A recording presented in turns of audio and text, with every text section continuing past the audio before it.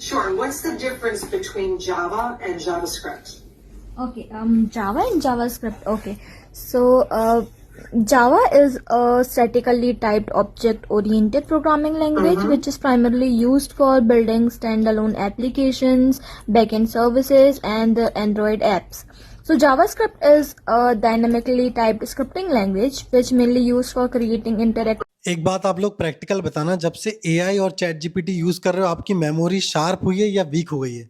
पुरानी चीज़ों को रिमेंबर रिकॉल करने में आपको ज़्यादा टाइम लगता है या कम टाइम लगता है?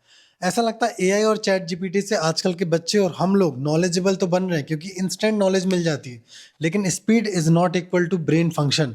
ऐसा लग रहा है कि हमारा ब्रेन कमज़ोर होता जा रहा है। हमसे कोई भी सवाल पूछा जाता है, अगर हमें उसका आंसर नहीं आता है तो वी डोंट गिव स्ट्रेस, हम उसको रिकॉल करने के लिए ब्रेन को प्रेशराइज नहीं करते, ब्रेन को यूज़ नहीं करते। हम क्या करते हैं, तुरंत चैट जीपीटी पे सर्च करते हैं, एआई पे सर्च करते हैं, पूरा उसका आंसर आ जाता है, उसको पढ़ डालते हैं और हमें लगता है हाँ अब हमें ये याद है। लेकिन आप उस चीज़ को देखना, कुछ समय बाद आपसे पूछा जाएगा तो आप भूल जाओगे। Me as a doctor I also use ChatGPT cross check करने के लिए, लेकिन क्या होगा जब मेरे सामने पेशेंट आएगा और मैं बिल्कुल भूल जाऊंगा और मैं उसके सामने चैट जीपीटी यूज़ करूंगा तो वो बोलेगा डॉक्टर साहब ये तो मैं यूज़ कर लेता, आपके पास क्यों आया हूँ? तो आपके ब्रेन फंक्शन को कोई भी रिप्लेस नहीं कर सकता है।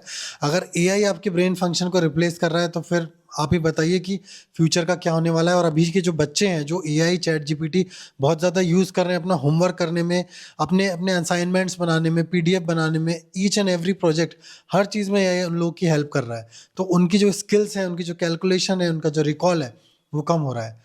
तो हम लोग कहाँ जा रहे हैं? और इस तरह से चलता रहा तो ऐसा तो नहीं एक दिन एआई हम लोगों को, ह्यूमन बींग्स को ओवरटेक कर लेगा?